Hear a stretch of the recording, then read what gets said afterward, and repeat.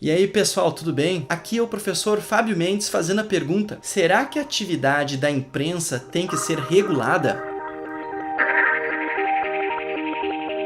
Bom, se queremos uma democracia, a gente tem que ter acesso aos fatos. E várias vezes a gente não tem acesso aos fatos porque a gente não viveu eles. Como é que a gente faz? A gente tem os mecanismos de imprensa, os órgãos de imprensa. E eles nos informam sobre aquilo que a gente não vivenciou, sobre aquilo que não é nosso cotidiano, sobre aquilo que está longe da gente. E essa é a liberdade de imprensa. É a liberdade, então, de informar a população sobre o que aconteceu, de passar as notícias, de fazer as reportagens, reportar o que aconteceu, reportagens. Essa liberdade, ela tem que ser ilimitada? Não. Sabe por que não? Porque toda liberdade tem que ter limites, porque senão afeta a liberdade dos outros. A liberdade total de alguns oprime a liberdade dos outros. A liberdade de um acaba quando começa a liberdade do outro. Então, a liberdade de imprensa ela não tem que ser ilimitada. Se alguns tiverem a liberdade ilimitada, elas vão ter o controle, vão ter o monopólio de dizer o que aconteceu. Isso pode acontecer nos casos de censura do Estado ou de órgãos de imprensa com um controle muito grande de informação, como a gente vai ver. Mas vamos ver então, primeiro, como é que funciona essa liberdade de imprensa. Quais são então os problemas da liberdade de imprensa? Depois a gente vai pensar sobre o que seria ou como seria uma regulação de imprensa sem censura. Em primeiro lugar, a gente tem que pensar que pode existir um monopólio. O que é o monopólio? É fazer com que eu, por exemplo, venda água. A população precisa de água e só eu seja o fornecedor de água. Se isso acontecer, eu posso vender água a qualquer preço. Todo mundo vai ter que comprar. Então eu tenho um monopólio da venda de água. Pode ser também que não sou eu e mais 3 amigos, mas a gente tem um monopólio. A gente poderia fazer uma livre concorrência dos preços e cada um tentar baixar seu preço, mas também a gente poderia olhar um para o outro e dizer o seguinte: vamos ganhar dinheiro? Então é o seguinte, todo mundo aqui vende água, todo mundo precisa de água, então o que a gente vai fazer agora é colocar o preço que a gente quiser. Então esse é o problema do monopólio, do oligopólio, também dos cartéis, que são vários tipos de concentração, que interferem na liberdade de concorrência. Isso também acontece na liberdade de imprensa, na concorrência entre as notícias. A gente tem que evitar os monopólios, porque senão, monopolizando a informação, eu posso passar a informação que eu quiser para as pessoas e elas não vão ter como saber se eu estou certo ou estou errado. Outra coisa, a gente precisa ter atenção para a existência de um mercado de notícias. Ou seja, tem notícias que são mais interessantes e tem notícias que são menos interessantes. Mas nem sempre as mais interessantes vão ser as mais verdadeiras. Então, por exemplo, se vem um cientista e diz que tem um meteoro se aproximando da Terra, que vai passar próximo da gente. Eu posso ter um primeiro jornal dizendo um meteoro vai passar perto da Terra. Eu tenho outro jornal dizendo um meteoro pode se colidir com a Terra. E outro dizendo um meteoro, afirmam cientistas, vai colidir com o nosso planeta, talvez não vamos sobreviver. Bom, é claro que essa última notícia ela é a notícia que tende a vender mais, porque a gente fica assustado, porque o medo vende, o medo faz com que a gente queira se informar sobre aquilo. Mas essa informação pode estar completamente errada. E pelo que a gente viu do cientista, não é a melhor informação. Mas existe então um mercado, uma busca da notícia mais alarmante, da notícia que causa maior impacto, que as pessoas mais querem saber. Por um lado é natural, por outro lado isso significa que a gente vai ter a tendência de dar uma puxadinha para um lado ou para o outro para a gente vender mais o nosso produto, que no caso é informação. O problema do mercado de notícias interfere um pouco na imparcialidade do que é passado para a gente. Relacionado a isso, tem a questão da edição das notícias. Todas as notícias devem ser editadas. É impossível passar uma informação que não seja editada, porque eu não posso falar sobre tudo relacionado a um fato. Eu vou ter que pensar qual parte é mais relevante. Então eu vou ter que editar, cortar coisas e escolher o que eu vou botar. O problema é que a edição, ela pode também,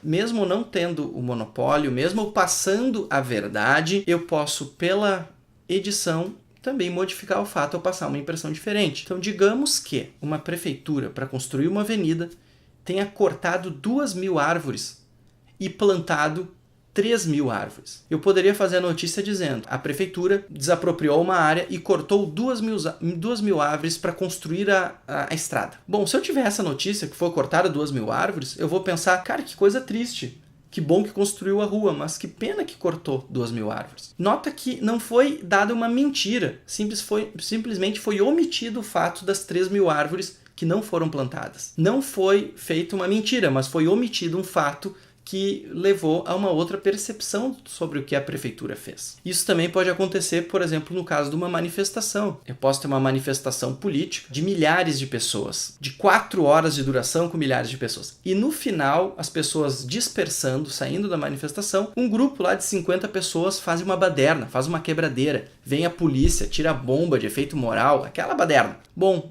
é possível que eu mostrando a manifestação, sei lá, as pessoas felizes comemorando talvez não chamem tanta atenção, mas talvez chame muita atenção as pessoas quebrando e a polícia intervindo. São imagens fortes que mexem com a gente. O problema é que essa notícia editada pode dar a entender que ao invés de uma manifestação pacífica com vários ideais e propostas justas, tenha sido uma manifestação com boas intenções que acabou mais uma vez com quebradeira. Então talvez a notícia passada seja que, no final das contas, não valeu a pena a manifestação, sendo que de fato foi uma manifestação que foi importante e necessária. Mas o que eu quero passar aqui é que existe uma diferença entre o que existiu e o que foi editado. E isso faz com que exista realmente a possibilidade de uma manipulação da informação que acaba não passando exatamente como é que foram os fatos. Isso é um risco para a democracia. A gente tem que ter algum jeito de fazer com que a gente não fique na mão de quem diz o que aconteceu. A gente tem que saber que existiu uma livre concorrência, que não existe um monopólio, que não existe uma manipulação, pelo menos excessiva. Como é que a gente faz isso? É possível ter um controle do Estado sobre essa informação. Mas se for realmente um controle, isso pode ser uma censura. E daí eu tenho, do outro lado, a edição de informações, só aquelas favoráveis ao governo. Isso acontece tipicamente em ditaduras. Aqui no Brasil a gente teve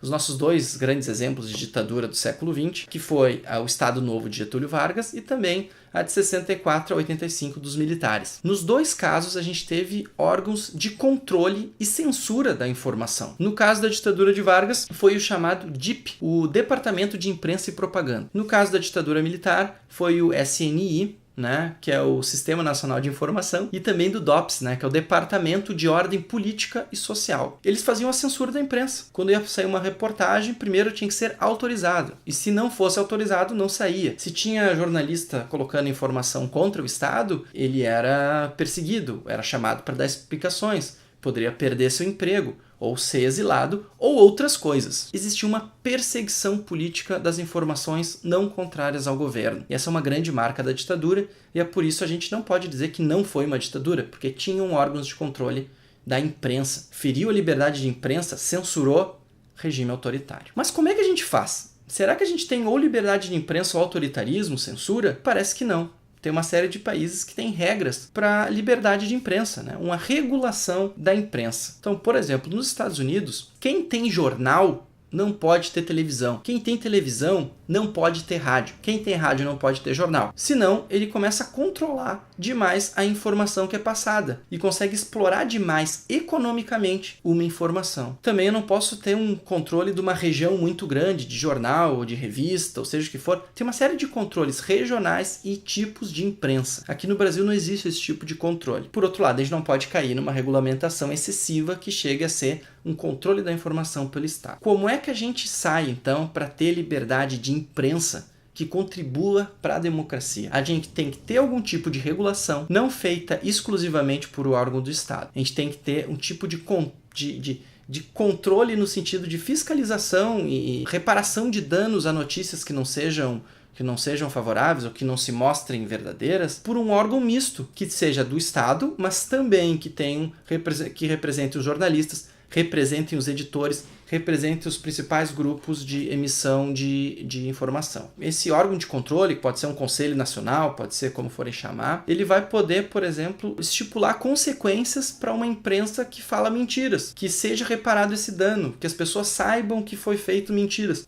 Para quê? Para acabar com essa imprensa? Não, para dar oportunidade da imprensa livre, independente, fazer suas reportagens e informar a população. Então, no final, gente, a imprensa é extremamente importante para que a gente possa ter uma democracia. Ela, sem controle nenhum, ela pode ser um risco à democracia por problemas de monopólio, manipulação, enfim, das pessoas não poderem saber como as coisas acontecem e não acontecer nada com uma imprensa, mesmo que dê notícia falsa. Por outro lado, o controle excessivo dá a censura, que daí eu tenho um traço autoritário, e a gente tem que chegar no meio termo. Qual é esse meio termo? Teremos que debater. De novo, a gente não tem como dizer de antemão qual é exatamente a lei, quais são exatamente as propostas, como é que funcionava e como é que não funcionou, como é que isso é feito em outros países. E assim a gente vai deixar de ser criança e dizer, controle de imprensa é ditadura. Ah, porque regulação de imprensa. Ah, não, porque a empresa tem que ser completamente livre. Ou esse jornal tem que ser fechado porque ele só fala bobagem. Ou essa entrevista, essa revista... Chega, gente. Vamos começar a conversar como adulto? Vamos começar a contribuir para a democracia? Então vamos lá. Vamos conversar sobre a imprensa e a melhor forma dela garantir nossa liberdade de acesso à informação. Um forte abraço